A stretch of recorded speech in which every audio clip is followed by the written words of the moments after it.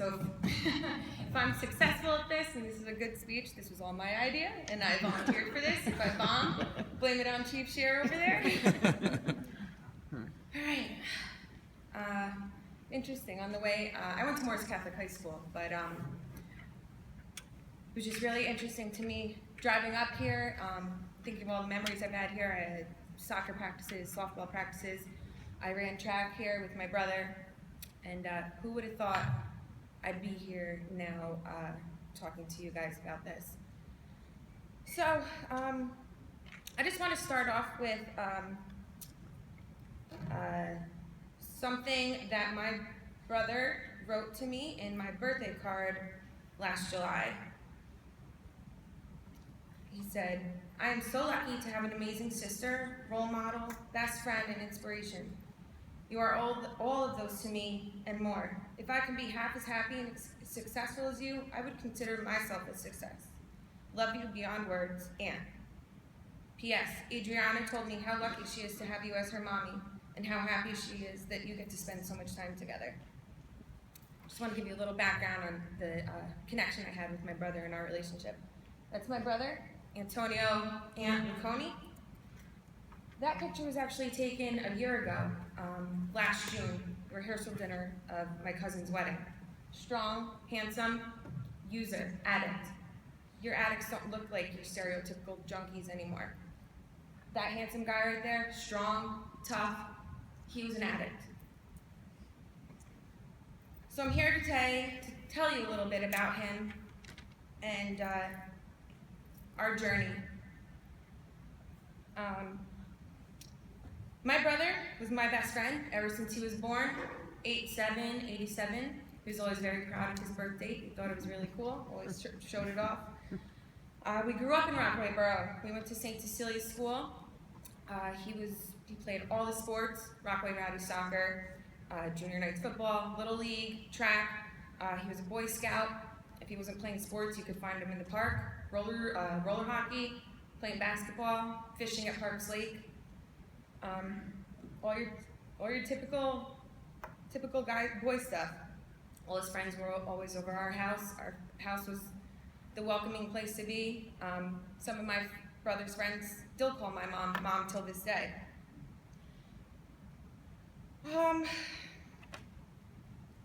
Sorry, I'm a little nervous.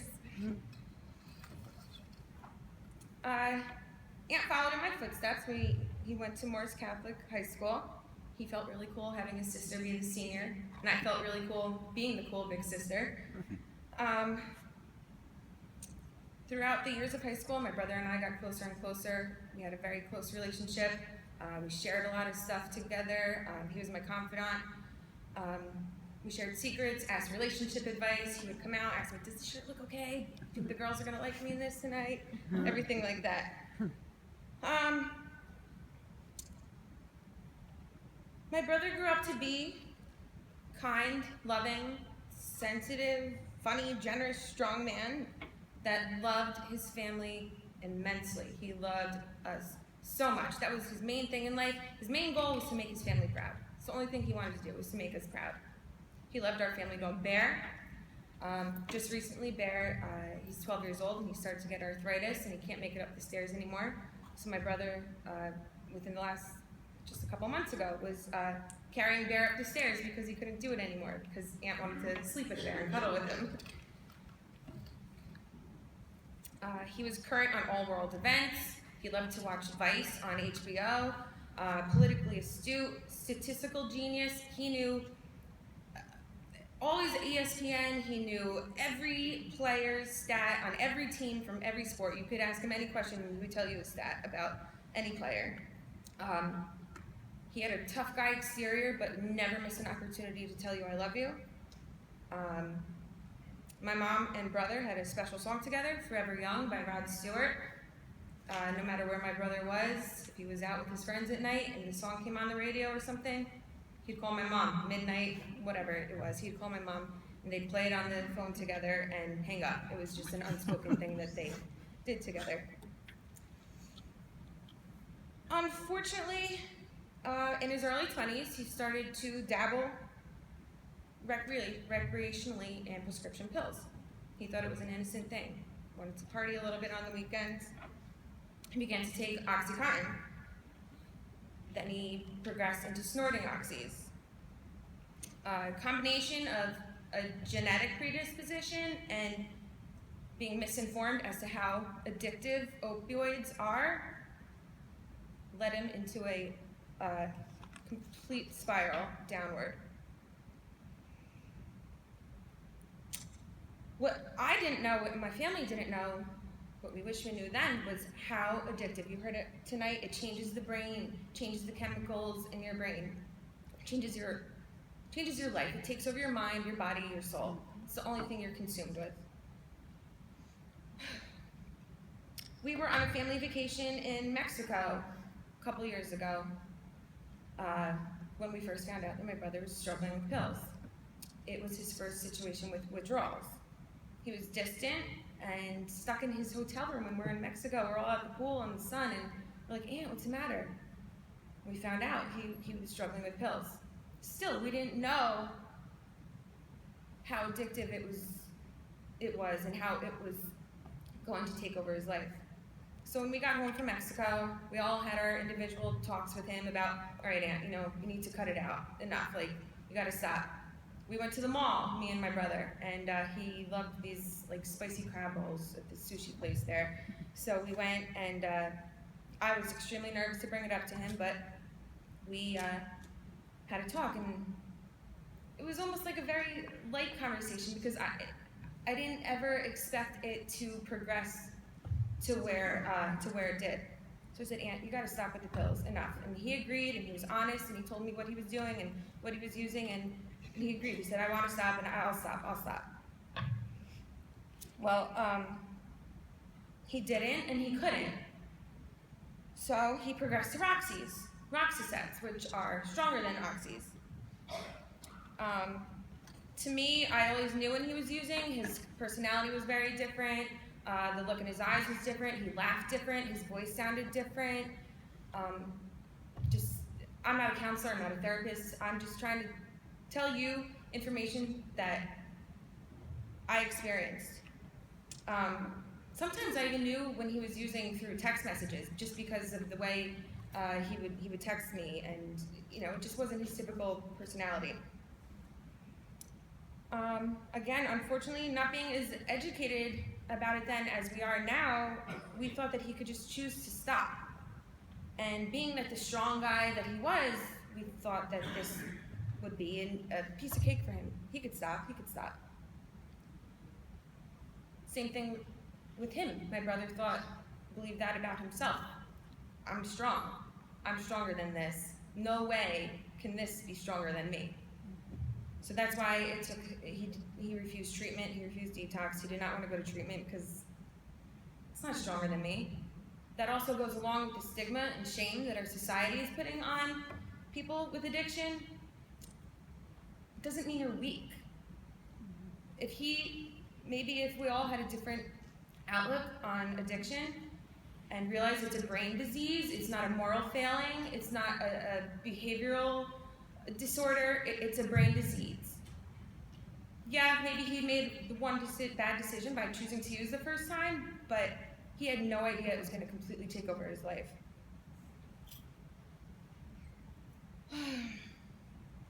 We pleaded, we begged. He said he'd stop. A year later, we were still in the same situation. Throughout the course of the years, he did attend different detox programs. He tried to detox at home.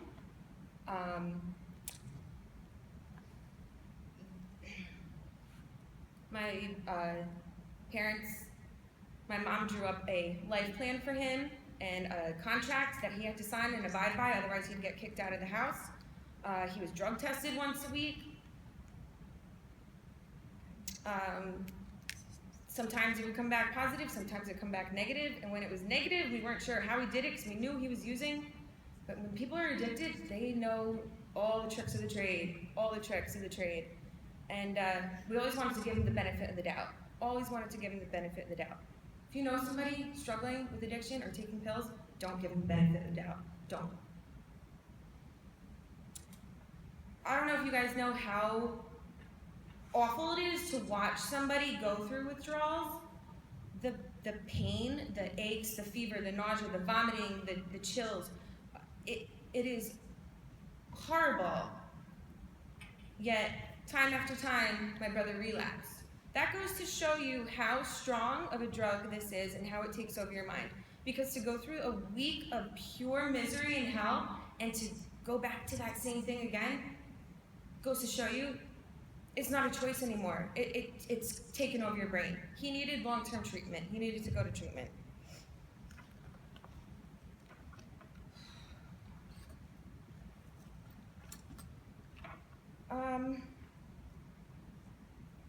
When you're in the middle of this situation, you don't know what to do. And because your loved one isn't your loved one anymore. I just want to let you guys know that you think that you're talking to your brother, or your sister, or your son. It's not them anymore. Their mind is completely taken over. I thought it was Aunt with a problem. It was a problem with a little glimmer of Aunt once in a while. Basically, it's like opioids are air, oxygen for us. What we need to survive and breathe every day is what opioids are to them. It completely takes over your life. A year later, again, many arguments, tears, nights of pleading with him to stop, and we were still in the same situation. All those times that he promised he would stop, all those times that we believed him, he couldn't, and he didn't. After getting so deep into opioid use, my brother learned that you could find heroin much cheaper and much easier, $4 a bag as opposed to $30 a pill. And by that point, he was using who knows how many pills a day. You can imagine how costly that is. If you had told me when we first found out in Mexico that my brother was using pills and that one day we'd be talking about heroin with him, I would laugh in your face and say you were absolutely crazy and you were nuts for even saying that word to me. While he was using heroin, my brother admitted, you know what, I do have a problem. And he decided to go to detox and IOP. While in IOP, intensive outpatient, another member of the program taught him how to use a needle. She told him to look away, and she stuck the needle in his arm, and from then on, my brother used a needle to get high with heroin.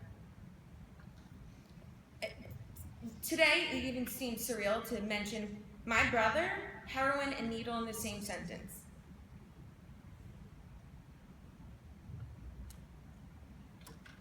What does it feel like to be a family member? Watching somebody struggle with addiction? I heard this analogy and it made complete sense to me. My brother was an ice cube sitting in my hand, and he started to melt away. And I was watching him melt, and there was nothing I could do about it. And he was melting and melting and melting. And it's the most frustrating thing to sit there and watch this ice cube melt and not be able to do anything until it's just a puddle. We cried, we yelled, we pleaded, we threatened, we loved. We did everything we possibly could do to get him back. It's trial and error. I wish I could sit here and tell families exactly what to do. It's not black and white. What works for one family may not work for another family. My brother was open and honest throughout his whole addiction. He didn't want to live the life of an addict. I promise you that. He did not want to live the life of an addict. And people who struggle with addiction, I promise you it's not a choice. He wanted to make us so proud, so proud. That was the only thing he wanted to do. It destroyed him to know he was destroying us. In 2014, I became pregnant, and the first thought in my mind was, I want to name my brother Godfather. I want to make him the Godfather. And I struggled with that because in the back of my mind, I was always afraid that one day I was going to have to tell my daughter why her godfather wasn't here anymore. And I told him that. And Tara, stop. Come on, Tara, it's never gonna happen. So I used that to encourage him to try and get clean and want to get clean. He did, on and off, again, relapse after relapse. He had a little period where he was good and clean, and I named him Godfather. He cried when I asked him. The day of my daughter's baptism, May last year, was probably the proudest day of his life in a long time. And he was clean in that week. But in retrospect, still did not understand the severity of the situation. He was so open and honest at that point. He spent nights crying in my mom's arms, pleading, just saying, I want to be whole again, I don't want to be like this. So many nights talking to me, promising me things, because I think he believed it. I remember a day, this past January, and I pulled up to my parents' house. They were inside cooking Sunday dinner, and I saw a car sitting in our cul-de-sac. Immediately my stomach dropped because I knew whose car it was. It was the person who brought drugs to my brother. I was shaking because I didn't know if it was him or not. So I went inside and I asked my parents, who's outside? And they said, I don't know, who are you talking about? During that time, my brother snuck out the front door and left with him. What we should have done was call the cops. If any of you have any questions about getting cops involved, or you don't want to get the legal system involved, do it, because it might save your loved one. Don't have any second guesses. Don't second guess yourself. Trust your gut feeling. Do what you need to do. I wish I called the cops that day.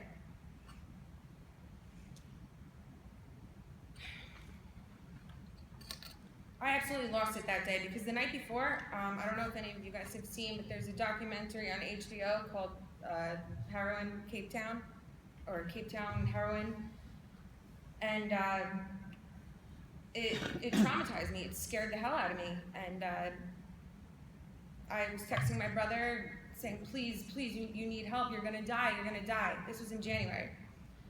Tara, I know I need treatment. I know I need help. I'm in a bad place, but talking down to me like this is not gonna get me anywhere.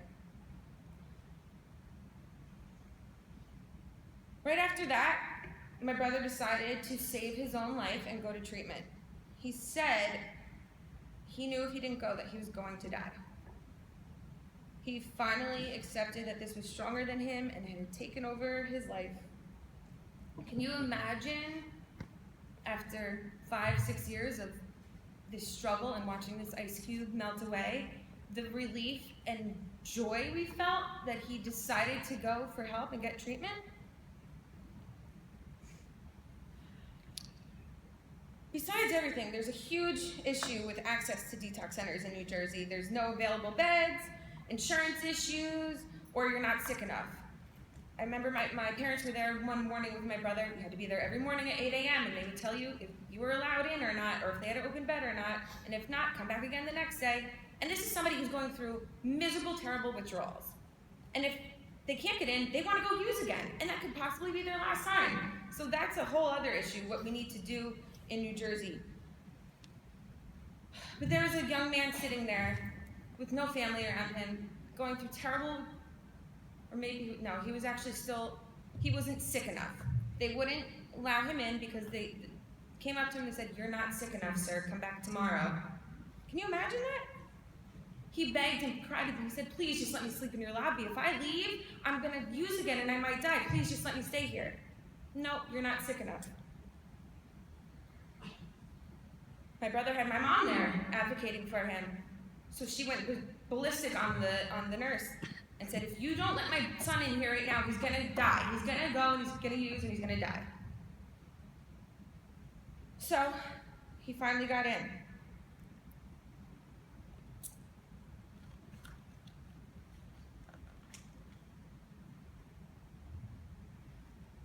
The reason he chose to, or the reason he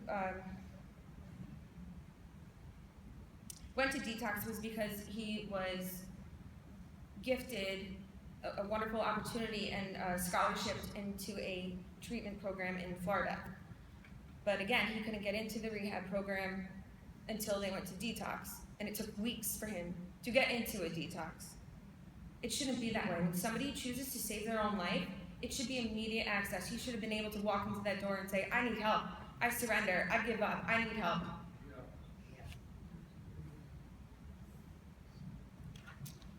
The day my dad picked up my brother from detox, my cousins and I were all waiting at my parents' house, full of support and hope, ready to bring my brother to the airport.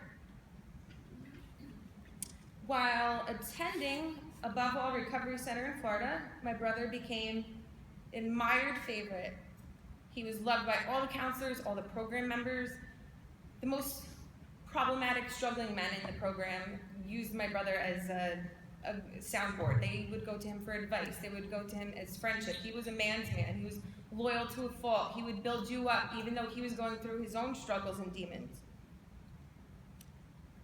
My brother allowed my parents to be included in weekly conference calls. 28-year-old man allowed somebody to call mom at home and update him of the progress because he was proud of himself.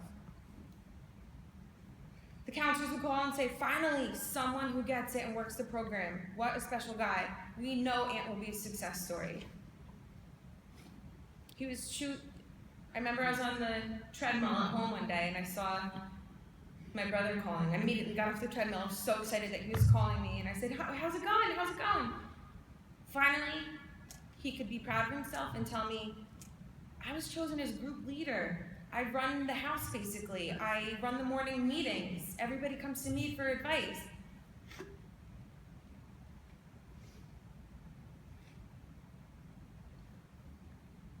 I hadn't heard him happy in a really long time.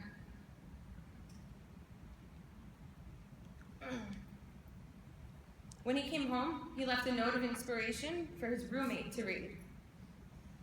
It read, write a daily affirmation and read it daily. Keep family and loved ones close. Surround yourself with those who have your best interest at heart. Treat others as you would want to be treated. Good luck, man. Thank you for helping me during the hard times. I know you can do it. On March 1st, 2016, my brother returned home after completing the treatment program, which wasn't long enough, but he wanted to come home. He was so proud and confident in his new life. My mom, my daughter Adriana, his goddaughter, and my brother all went out to lunch that day, and it was such a special day. He looked like a different person. He had life in his eyes. He was a person I hadn't seen in 5 or 6 years. But he still said, I'm terrified of relapsing. I'm so terrified of relapsing. He explained that there was a relapse cycle that he would follow and he would keep in communication, and if he caught himself creeping up the relapse cycle, he would let us know. We trusted him, we felt confident. Again, we didn't know the severity of the situation.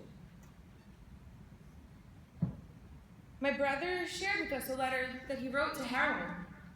The first sentence of the letter stated, I'm saying goodbye because you have made me someone I am not.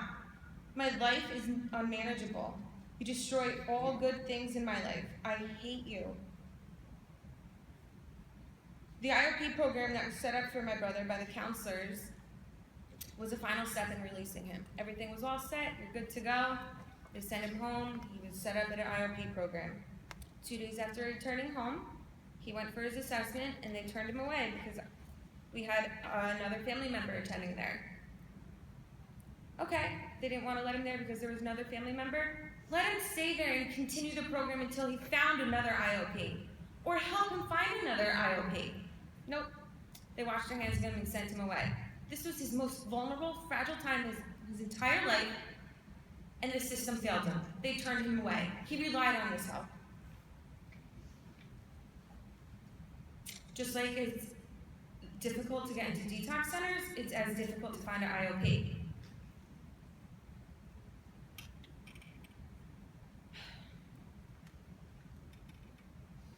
Ant also came home with a double ear infection and strep throat, which I also feel affected his recovery.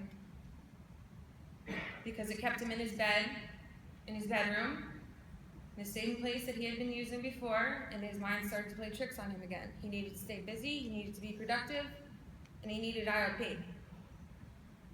That lack of continuity of recovery turned out to be a life or death situation.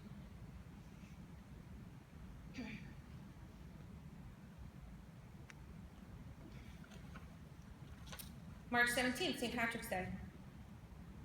My mom is 100% Irish, so of course we made a big deal about it. And I'm so jealous of that day, because I remember life was good. Life was really good that day. I was so excited to go and hang out with my family. I walked in, there was Irish music playing, my dad's dancing around, my mom comes down full of pins and Irish jewelry. Aunt was happy. I was proud to have my daughter there with her Uncle Aunt, clean Uncle Aunt.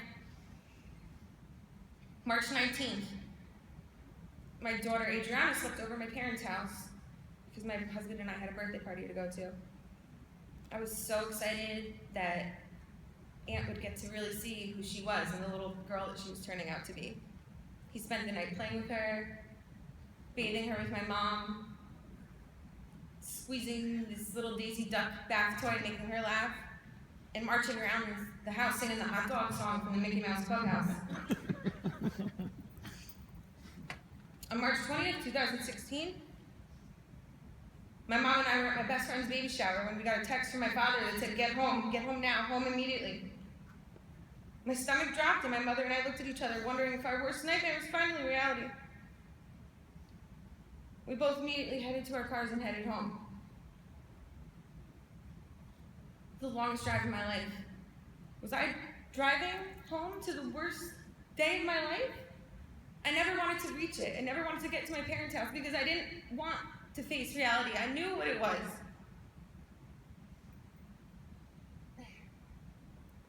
Let me remind you, this is somebody who we thought just started off recreationally using pills. But let me convey to you the feeling of driving up and seeing an ambulance in front of your parents' house, and the EMS workers walking back with no body or no stretcher. I ran inside and I saw my father and my grandfather and my husband. And my dad said, "It's done, Tara, it's done." The pain that escaped from my body in the most heart-wrenching scream is something I'll never forget. My father, my husband, and my grandfather, they tried to grab me and I just ran and broke through and I collapsed on the floor and I couldn't even cry because I was in shock. My brother was upstairs laying on his floor dead.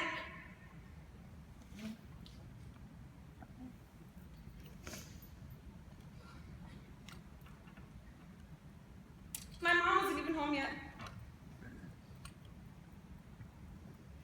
Then we heard the bang on the door, and it was my mom.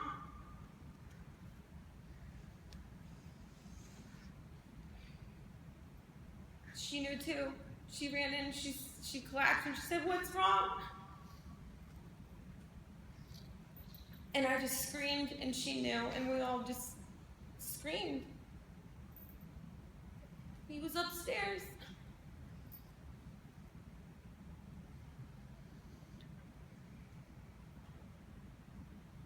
My best friend, my little brother, my parents' only son, the continuation of the Luconi last name, was gone. Aunt was gone at 28 years old. He's never coming back. He died of an accidental fentanyl-laced overdose. Our world was forever changed. He was 19 days out of rehab. Why am I standing up here sharing this with you? Because it's the worst imaginable pain you can, unimaginable pain. I wake up every day and my heart actually hurts, my chest hurts. It hurts. It physically hurts. And I don't want anybody else to have to experience this. If I could help one person, my brother did not die in vain. We're left with massive holes in our hearts. Our souls are destroyed. Our family is destroyed. The joy is gone. My brother was starting a new job just the next day. He was signing up for summer classes to expand on his associate's degree and obtain his bachelor's in finance. He was in the process of joining the men's ice hockey league. He said 28 was his year. My brother won and excelled at everything he did in life, but he lost the biggest fight of his life.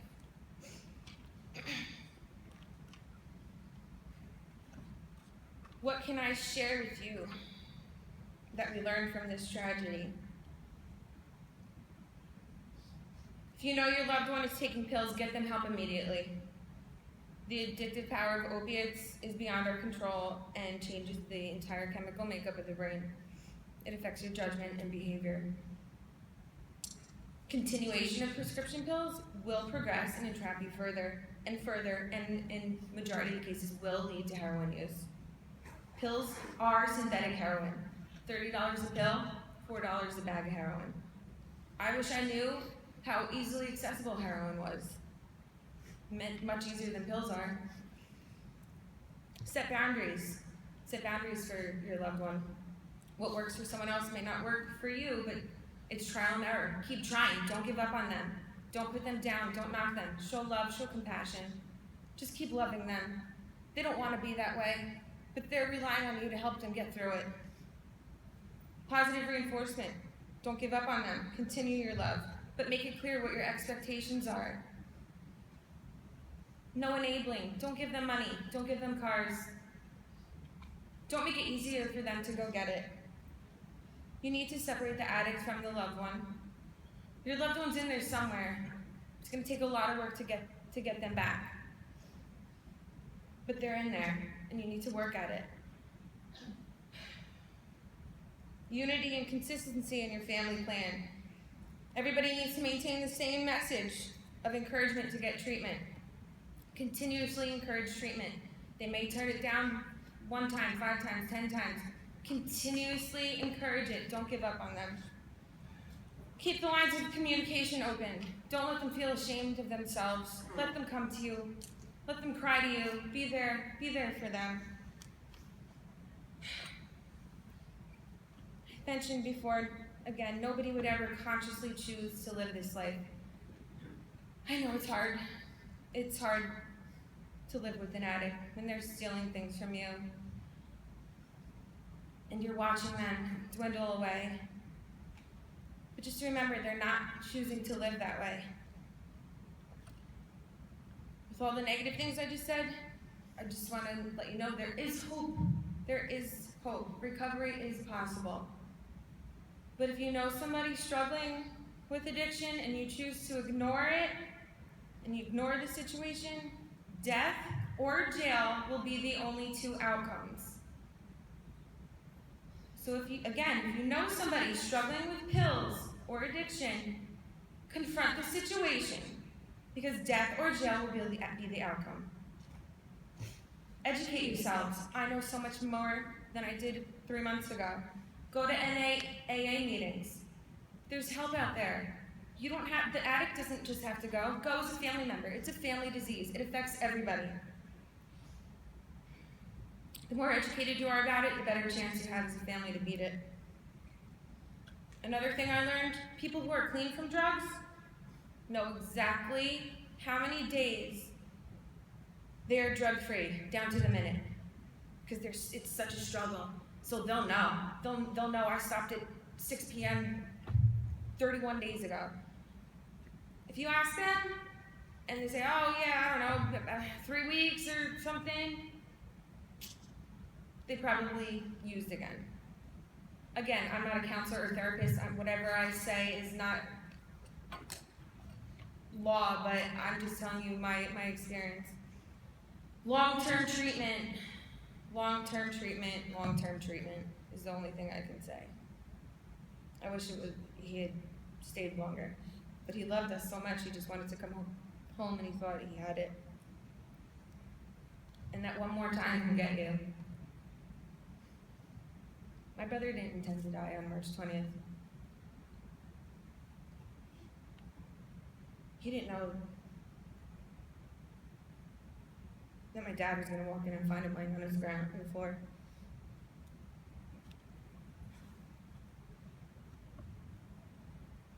One more time can do it. I don't want to sit here either and tell you that the world is doomed and there's no end in sight, although it is extremely difficult to see. But the more we talk about it, the more change will come. A few weeks ago, my mother and I had an amazing opportunity, and we were invited down to Washington, D.C. to be part of a 129 a day campaign. 129 a day because there's 129 overdoses a day. That's like an entire high school class dying a day. It's like two commuter planes crashing every day. We got the chance to share our stories in front of Congress and encourage the CARA Act being passed, which focuses on prevention, treatment, recovery, law enforcement, overdose reversal. So I just want to let you know there's a little bit of hope. Things are being done. Congress is seeing it. The next step is President Obama just needs to sign off on this bill. It's major. So there are things being done, and there's a little bit of hope.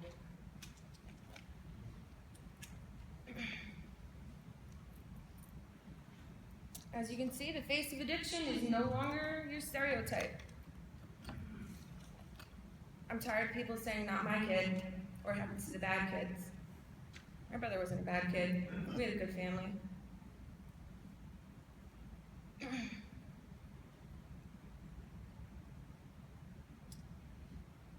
I'm so proud of my hometown, Rockaway Borough, and Chief Shear for bringing awareness to this. This is huge. This is huge. This is definitely helping to erase the stigma and shame that goes along with addiction. We need to talk about it. Too many people we're losing too many people. I know of 2 or 3 other people my brother's age from the